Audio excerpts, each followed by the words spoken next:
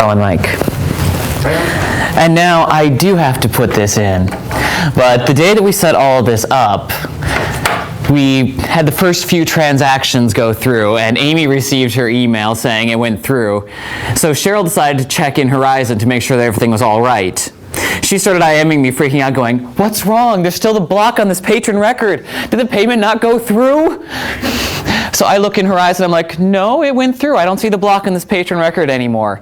I go over to Cheryl's office and talk to her about this. She looks it up, there's all these blocks, and I'm like, "Cheryl, you're in the testing database." Yeah, there was a few moments of panic.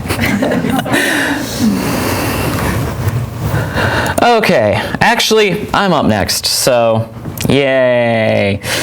Who put this agenda together? I have to blame myself, I suppose. Okay, so what I have to talk about is the school ebook project. As you'll notice, I'm playing the part of Michael Scott today, since this was his project.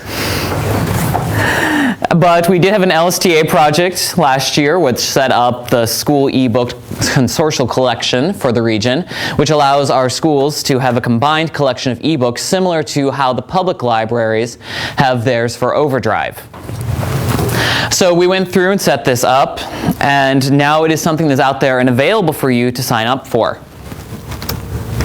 So when it came to this, we did a bunch of research on different vendors, and I did do a presentation somewhat akin to this back at the last users group, or Michael did, I don't remember anymore. But we decided to go with Mackin. They're a fairly established vendor. For those of you who work in schools, you're probably familiar with the name, because there really are only two vendors who work with schools in our region. That's Mackin and Follett. And we did look at Follett as well. We just decided the Mackin product was slightly better when it came to the ebooks. So that, and the fact that Mackin is somewhat local. They are Minnesota-based. That was actually another fun point when it came to working with Mackin, is they were really enthusiastic about getting some Minnesota customers, because they haven't been quite that prolific when it comes to advertising so close to home. Most of their customers, when it came to their school ebook project, have been out of state. So they were glad to get someone from Minnesota. So their product is called Mackin Via. Honestly, I have no idea what VIA stands for. But that is what they use for the school ebook one. This can tie into existing Mackin accounts for those schools who already have it. It can tie directly into your Mackin account. And if you already have some ebooks through Mackin, it can tie into that. It has very wide support when it comes to the different readers that are available for it. It can handle Kindles, iPads, web browsing, all sorts of things. It's very universal and friendly. I kind of like that about it. And then it is customizable per school. What I mean by this is several things. The collection is customizable. You can customize the portal a little bit. And like I said, you can tie in your existing ebooks into the product. So the one thing I want to show you right now is also the product page. And this slideshow will go up on the agenda after the meeting, and the link too, but you can simply Google Mackin Via and it will take you to this page.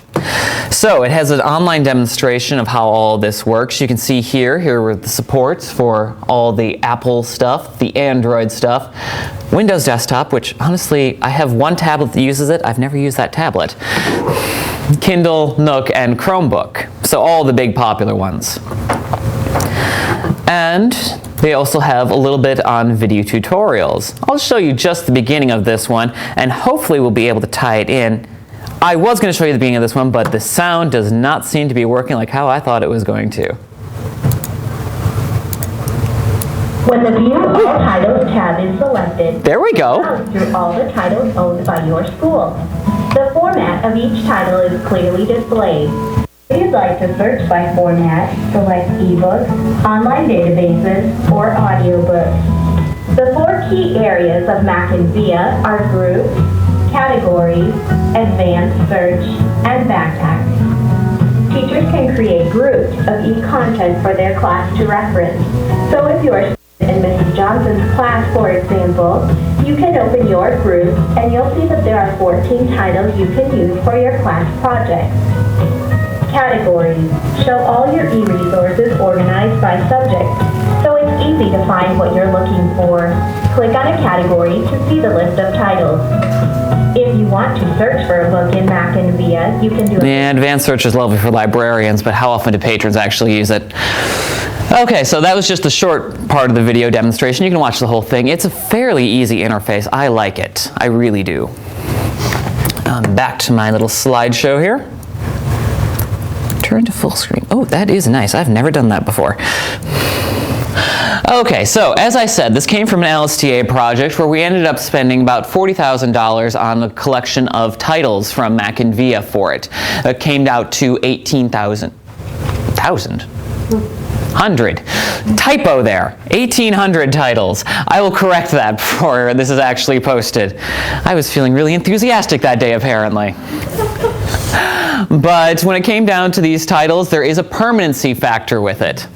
That means that we own these titles. They aren't just leased, they're not rental ones like HarperCollins or Penguin that we get through Overdrive, which I have to renew every year, or not, and then I get a patron calling saying, what happened to this book? And like, 4 people checked it out last year, I didn't buy another copy. But anyway, there is a permanency component to this. This collection that we created with the LSTA project does exist in perpetuity, at least to our knowledge, and to the from the assurances from Mackin. Whether or not schools actually sign up for the project, that collection will continue to exist. Added into that, there's the growth component to this collection. Schools join into it. The whole goal of it is to grow the collection, to get more titles available out there for the students. So when it comes to the fee, which I'll discuss in just a little bit, in a minute, the whole point of the fee is to go for collection development. We are not keeping any of it for administration costs, neither is Mackin. It is going purely for collection development. And then finally, there is customization by district and building when it comes to the collection itself. So what I mean by this is if you are doing this for just your 9th and 10th grade, when you set up your Mackin Via collection, you can have it set up so only high school titles are available. Or you can go through and select, no, I don't actually want that title to appear at my school because it's a contested book, we've removed it from the library for another reason. So there is the option for you to customize the collection at your location as you see fit. This is something that Mackin will help you set up with. And that is the one other thing I absolutely love about this project is that Mackin is the one who helps you set all this up. I know how it works. I don't have to set it up. I love that. Okay, so when it does come to the cost, we have a special discount going on right now for people who are early birds signing up for it. It continues to the end of the month. So if you want to get in on the special rate, you have until the 31st to go ahead and sign that contract and get it back to us. It will allow you to get in for just under $1,000 for your entire district, and this is per district. So Rochester Public Schools signs up for all of their schools at $1,000. Just for that base part of it.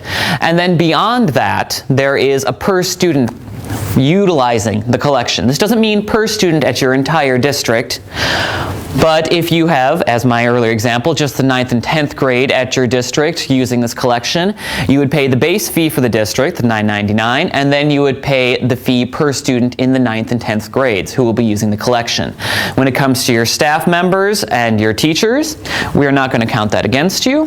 That's just, we're considering that built into the district cost, so you don't need to worry about that. As you will see, there is a slight difference in fee for those who are SELCO online libraries and those who are not. I refer to them as SELCO cells here, as that's how most of you refer to them. But when it comes to that, there is a discount for online libraries of $4.50 per student or $6 per student for those of us who aren't automated through us. And when it comes to automation, we're counting this if one building in your district is automated through us. So Austin Public Schools, they are considered an automated district even though only their high school is online with SELCO. And then this is a 3-year commitment. It will fix the district contribution for the 3 years of the contract for $9.99 for each of those years. And when it comes to after January 31st, the base cost for the district increases by $1,000. So you want to get in early if you want to get in on this collection. So the nature of this cost, as I said, most of this is coming down to the collection. That's what all the point of it. So the whole idea of this cost is that we want to be out there and be versatile for the use of your library, to get out there and more books, because you are sharing books between all of the different buildings, and most of these books, at least at this point, all the books, are a one-to-one like drive books. So we want to get more copies out there for your students. And we're trying to get it out there so that the cost is designed for the district, not for your library. So when we came to the promotion, we sent everything out to the superintendents, the principals, the curriculum development specialists, or whatever the exact phrase is, at your districts, because we want your districts buying in on this, not just your library. I mean, we're hoping you're going to be one of the big advocates for this, to get ebooks out there for your students, but we're trying to get this for your district to buy in with district funds. And when it comes to this, if you feel like you need someone to come and talk to your district about this, contact SELCO. Ann and I are certainly willing to go out and talk to people. I know that we're going out to Zumbrota Mazeppa schools on Thursday to go and talk to them about all of this. Okay, now when it comes to our model, as I said, this is a massive consortial collection, which is a one-to-one model at the moment, but it is customizable per location for which titles you're showing, your portal, and all of that lovely stuff. It's based off of, I believe, the Iowa Educators Consortium. I'm glad Ann is nodding her head on that, because I've only heard it's based off of a collection in Iowa. I've never heard the name. I had to Google this yesterday, and I was hoping I was right, because she was out of the office. So Mackin is basically setting it up off that. Incidentally, after all this was set up with our LSTA project, we were contacted by a school consortium that covers all of the schools in Wisconsin, who wanted to know how this model is working, because Mackin referred them to us. So we were answering some questions for them, and they're enthusiastic about this model, hoping to get it out there for all the schools in Wisconsin to do something like this as well. And I would like to mention that we do have 2 districts who have engaged in the program so far and agreed to sign up. Dick is here. He's one of them. I'm sorry, I didn't look. Do we have Chatfield Schools here? I don't see Marcia. So Chatfield Schools has also signed up for the project so far. Like I said, I'm going to see Zumbrota Mazeppa. Do you have a question from Renita? You talked about it's a 3-year commitment for the district participation and the per student cost, but can the number of students? Yes, you were asking about the contribution cost when it comes to the per students and the sign up for the model. When it comes to that, the district cost is fixed, but we can adjust it year per year if you want to expand it next year to include more grades into it. So while the district cost is fixed, we can adjust the per student, and there actually is a slight change to the per student cost every year anyway. It's a slight increase. I don't remember the number off the top of my head. It's 10 cents. It'll be $4.60 next year for students, but we can also change the number of students you'll be taking it out to. So is there a way for you to track how much is being used? Possible for us to do it, and it's also possible for you to do it. When it comes to the Mackin Via portal, there is a report section where you can go through and see the usage. Mackin Via will help you set all that up. Again, lovely. Okay, actually, that is about where I was going to cut off anyway. So, I'm not cool enough to put a question slide at the end of my slideshow apparently, because it's telling me at the end of it. Are there any questions, any other questions that anyone has on this project? I'm sure there are a ton, because I skipped over a few things. No? Oh, come on, people. Okay, in that case, we can start the break about 5 minutes early. When we come back after the break, we're going to do a year in review. So this is going to be a sharing session. It is based off of a suggestion from one of our ILS Ops members to have something where people can talk about the projects they've done over the last year, whether they've been successes, failures, good things they've learned from them, things they never want to do again. So if you want to go ahead and start thinking about this, when we come back, we'll do a session with that. And Gail, I hope that Ann talked to you about this, but she volunteered you to go first. I won't. Okay, so when we come back, we have about 25 minutes for that, and please think about that because SELCO talks about our projects all the time. We need to hear from you guys, so I'm perfectly fine just sitting here not saying anything. I'll just move the mic around between you guys, even if you don't got anything to say. But I will give you a little extra time for the break then to consider that, so let's take a 15-minute break instead of a 10. We'll come back at 10 minutes to the hour.